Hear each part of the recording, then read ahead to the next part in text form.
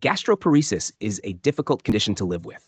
This video will explain what changes occur to your stomach and give my best tips on how to manage it. Gastroparesis is a condition of your stomach muscles being weak and not working properly. It's caused by damage to the nerves that control those muscles related to diabetes or may occur in the weeks after a stomach infection. When working correctly, your stomach muscles do three things. First, they relax when you eat to make space for food. Secondly, they churn the food, mix it up, aid digestion.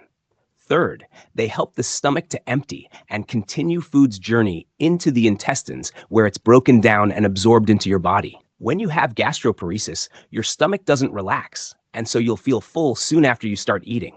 Because you have difficulty churning food, you're going to find certain foods are more difficult to digest, especially those heavy in fat and protein, like a rich steak, or those with a lot of fiber, like a big salad.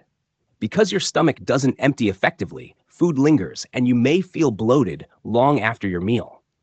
If you have gastroparesis, these are my tips to help you adapt to these changes of your stomach. My first tip is to eat small, frequent meals. When you have gastroparesis, it's difficult for your stomach to stretch when you eat a large meal. So avoid that by eating smaller meals.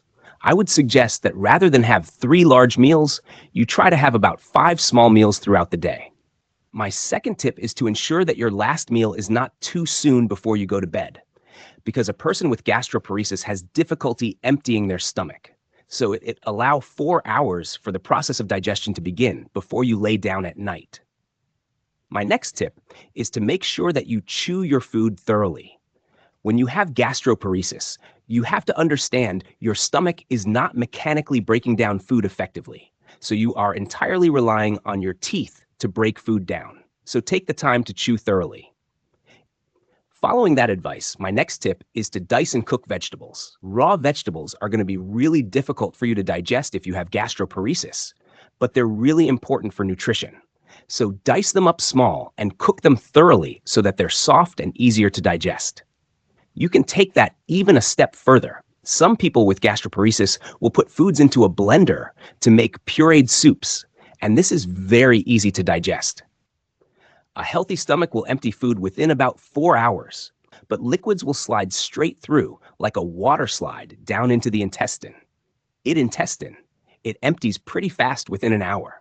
A person with gastroparesis takes longer to empty food from their stomach, especially foods that are high in fat and high in fiber.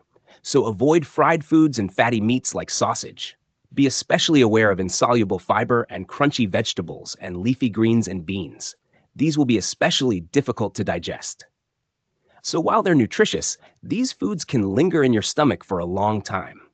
So avoid eating raw broccoli and consider my prior tip and have it chopped and steamed, and that should be easier to digest. While a person with gastroparesis has delayed emptying of food from their stomach, liquids can move through at a near normal pace. So smoothies and protein shakes can be an important source of nutrition for a person with gastroparesis. But be careful, carbonated beverages can cause a lot of bloating, and sugary beverages can make diabetes difficult to control. This brings me to my final tip. If you're a diabetic, careful control of your sugars will ensure that your stomach is working its best. It may be very helpful to meet with an endocrinologist who can help you adjust diabetes medications that can be particularly difficult to control when you have gastroparesis to get the timing right between your sugar level and your eating. By following these tips to adjust your lifestyle to gastroparesis, I hope that you can live with fewer symptoms and better health. Please explore the channel for more tips on how to have better gut health. Thank you, and be safe.